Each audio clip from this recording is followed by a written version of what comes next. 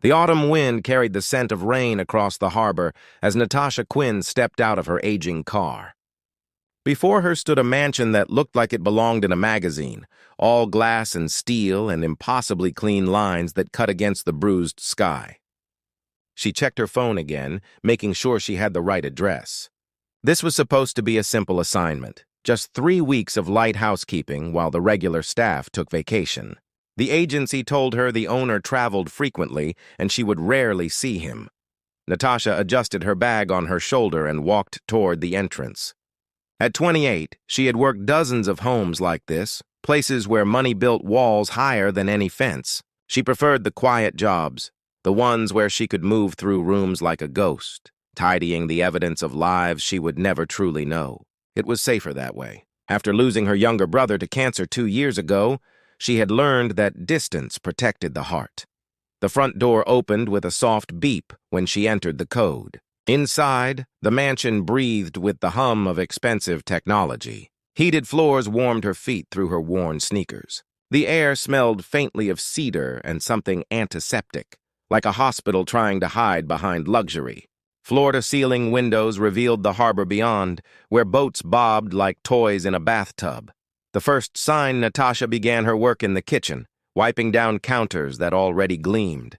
Everything in this house seemed untouched, as if no one actually lived here. She moved through the spaces methodically, her hands knowing the rhythm of work that required no thought. Dusting, organizing, checking that everything sat in its proper place.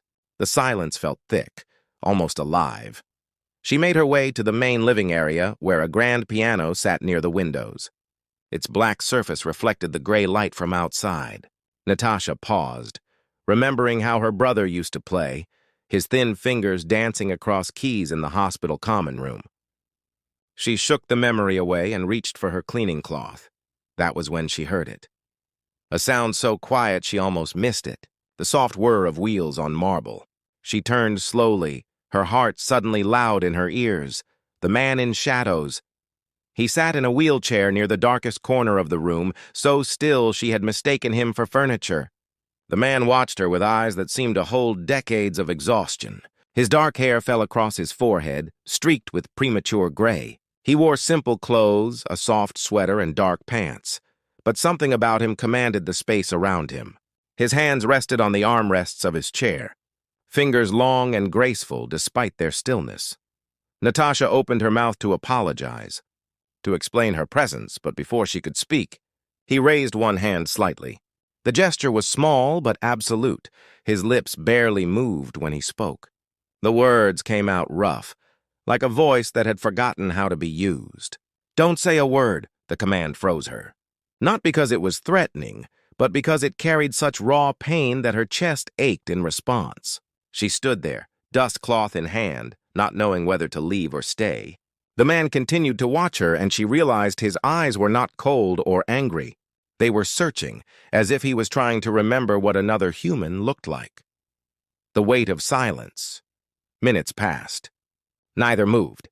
Outside, the wind picked up, pressing rain against the windows in soft waves. Natasha felt her breathing slow, matching the rhythm of the storm. She noticed details about him now. The way his shoulders curved inward, as if trying to make himself smaller. The slight tremor in his left hand. The darkness under his eyes that spoke of nights without sleep. Finally, he wheeled himself slightly forward, and the movement seemed to cost him effort. "I did not know anyone would be here today." His voice came out stronger this time, though still rough with disuse. "The agency sent me," Natasha replied softly. "I was told the house would be empty during the day. They were supposed to tell me." He looked away toward the windows. "I forget to check my messages sometimes." She wanted to ask his name, to understand why a man who clearly had everything looked so utterly alone. But something in his posture told her that questions would only build more walls. Instead, she simply nodded, an unspoken understanding. Victor Sterling had not spoken to another person face-to-face in 6 months. After the accident that took his business partner and left him unable to walk, after his wife departed and his company forced him into retirement, he had chosen silence. It was easier than explaining. Easier than watching pity fill the eyes of everyone who looked at him. He had built this glass fortress to keep the world at a distance, but this woman, this stranger with kind eyes and work-worn hands, did not look at him with pity. She looked at him like he was simply another person in a room. The relief of that gaze was so unexpected that he felt something crack inside his chest. "You can continue your work," he said quietly. "I will stay out of your way." Natasha nodded again and turned back to the piano. She began wiping it down with careful strokes, and after a moment she started humming. The melody was old, something her grandmother used to sing. She did not think about it, just let the sound fill the silence. Victor closed his eyes and listened. For the first time in longer than he could remember, the emptiness of his mansion felt less like a tomb and more like a space where something new might grow.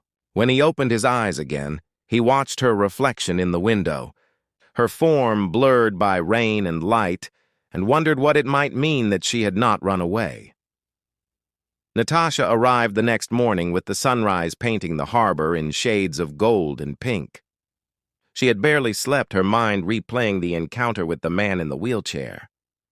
All night she wondered if she should request a different assignment, tell the agency that the situation made her uncomfortable. But something stopped her. Maybe it was the look in his eyes, that blend of loneliness and dignity that reminded her of her brother in his final months. Maybe it was simply curiosity about a man who lived in paradise, yet seemed trapped in his own personal winter. The mansion greeted her with its usual silence. She moved through the entrance and began her routine, starting in the kitchen where she noticed a note left on the counter. The handwriting was elegant, precise. "My name is Victor Sterling.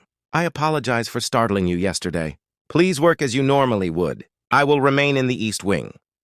Natasha folded the note carefully and slipped it into her pocket. At least now she had a name. Victor Sterling. She rolled it around in her mind, trying to match the name to the broken man she had seen. Something about it felt familiar, like a melody she had heard long ago but could not quite place.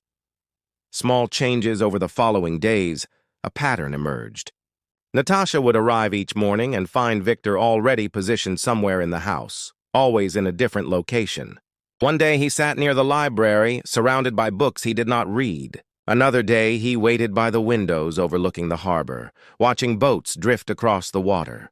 He never spoke first, but he always acknowledged her presence with a slight nod. She began to notice things about the house that spoke of a life interrupted. Photographs turned face down on shelves. A collection of awards and patents gathering dust in a locked cabinet. Medical equipment hidden in closets, rarely used. The mansion was not a home. It was a museum dedicated to a man who no longer existed. Natasha started making small changes. She opened curtains that had been closed for months, letting light flood rooms that had lived in shadow. She brought fresh flowers from the market and placed them in vases throughout the house. She played soft music while she worked. Nothing intrusive, just gentle melodies that gave the silence shape and warmth. Victor noticed everything. He watched from whatever corner he occupied, observing how she moved through his space with respect but without fear. Most people who came into his life now treated him like fragile glass or avoided him entirely. But this woman cleaned around him as if he were simply part of the furniture, present but not demanding attention. The first real conversation. It was during her second week that Victor finally broke the pattern. Natasha was arranging books in the library when she felt his presence behind her. She turned to find him wheeling himself closer than he had ever come before. "You move things," he said, his voice still rough but growing stronger with use. "I hope that is acceptable," Natasha replied, setting down the book in her hands. The house felt like it needed to breathe. It did. Victor looked around the library, seeing it as if for the first time. Light streamed through windows she had uncovered, illuminating dust motes that danced in the air. "I had forgotten what light looks like in this room."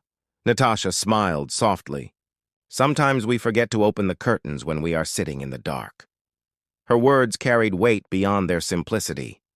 Victor studied her face, noticing details he had missed before.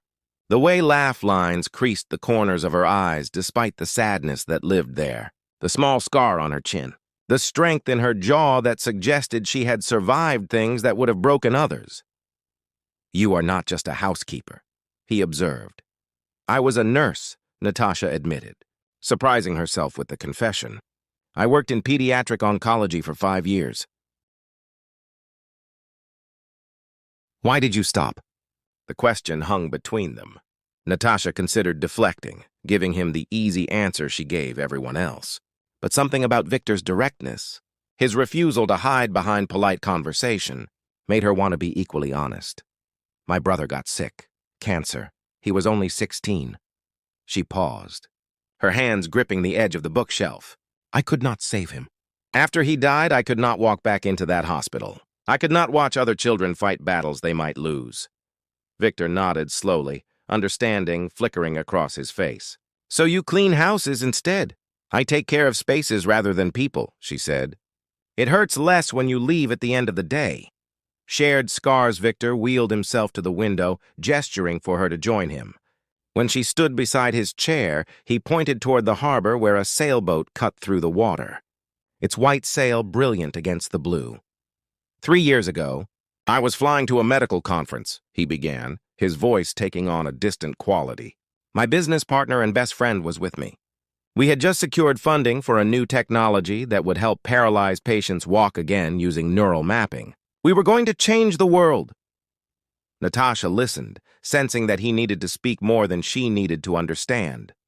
The plane went down over the mountains. They called it mechanical failure, but I never learned the real reason. Christopher died on impact. I woke up in a hospital 3 days later, unable to move my legs and unable to speak for 6 months. His hands tightened on the armrests. The doctors called it trauma-induced mutism. My body forgot how to make words because my mind could not process the guilt of surviving. That is not guilt, Natasha said gently. That is grief wearing a different face. Victor turned to look at her, and for the first time since the accident, someone saw past his injury to the person underneath. My wife left. She said she married a man who could stand on his own, not someone who needed her to be strong for both of them. The company removed me from leadership. They said a CEO who could not speak at board meetings was a liability. They were wrong, Natasha said firmly. Were they? Victor's laugh was bitter. I built a company designed to help people walk again, and I cannot even help myself. The irony is almost poetic.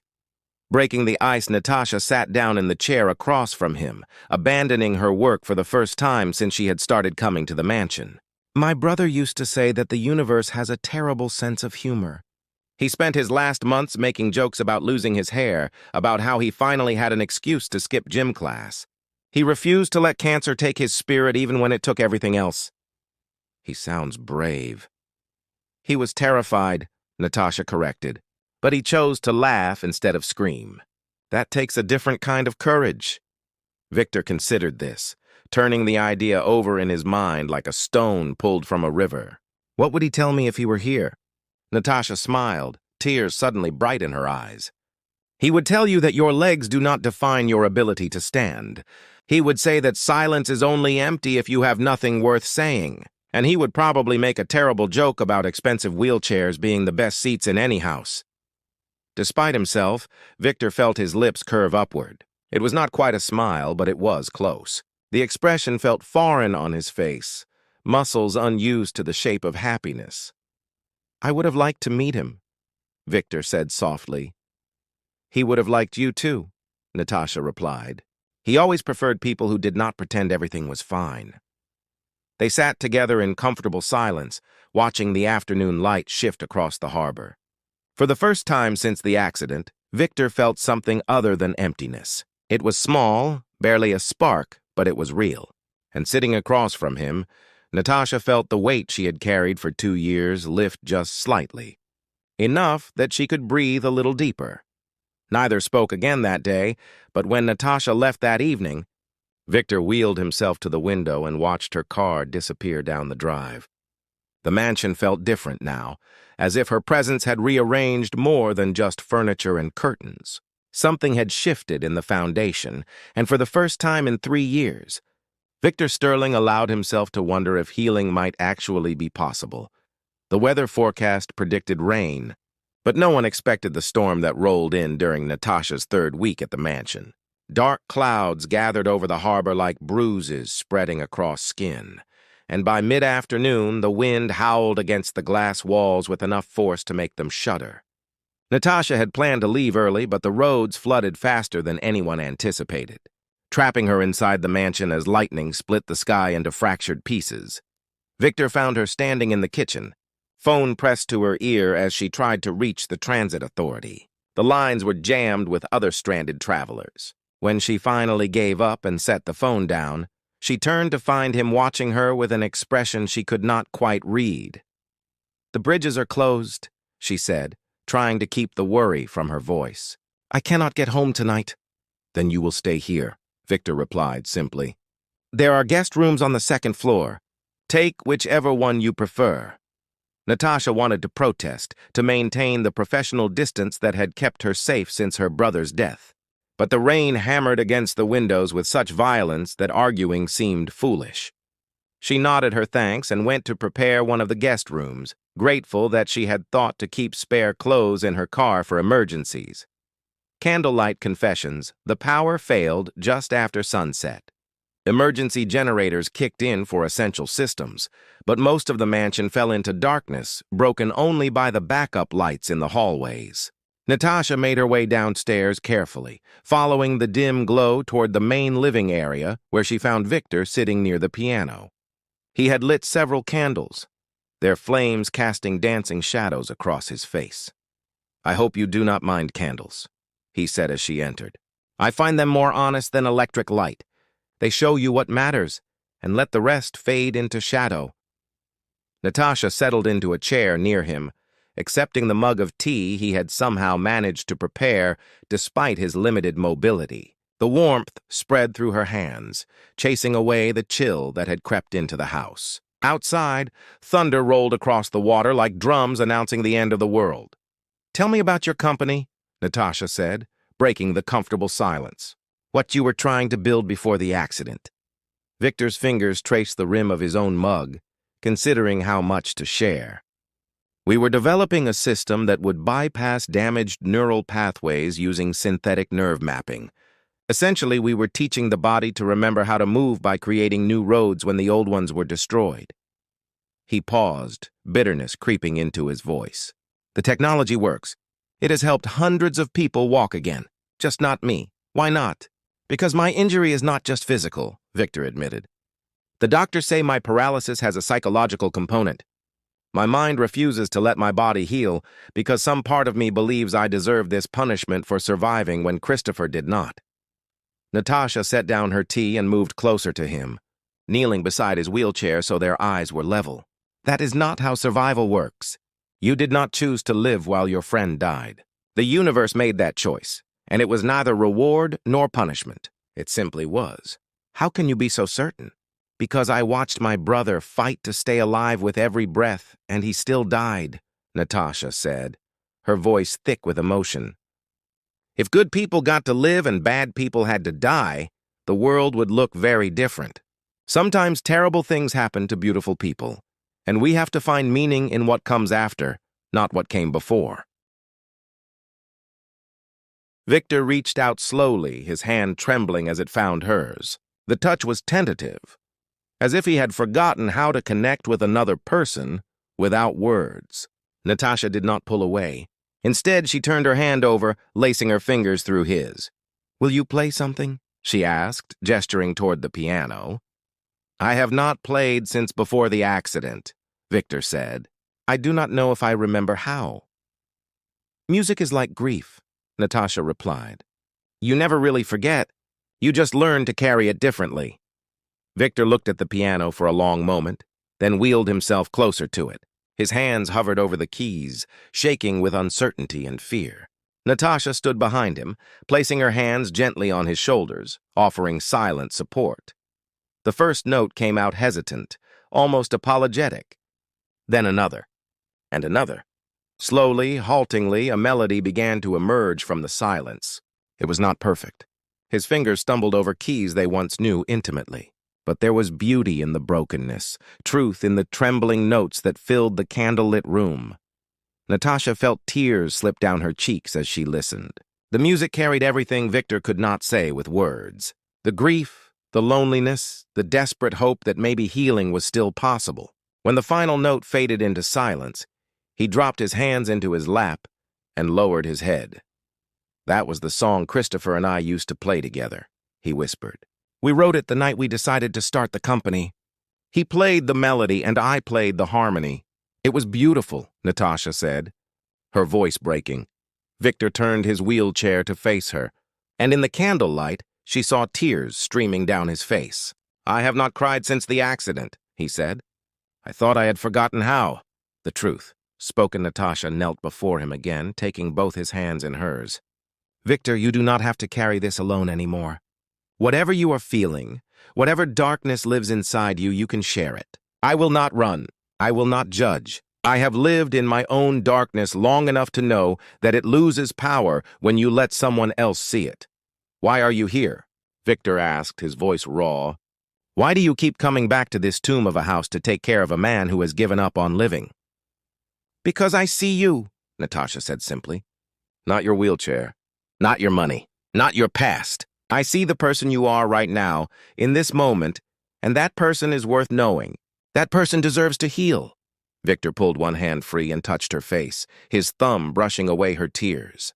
The gesture was so gentle, so full of wonder, that it made her heart ache.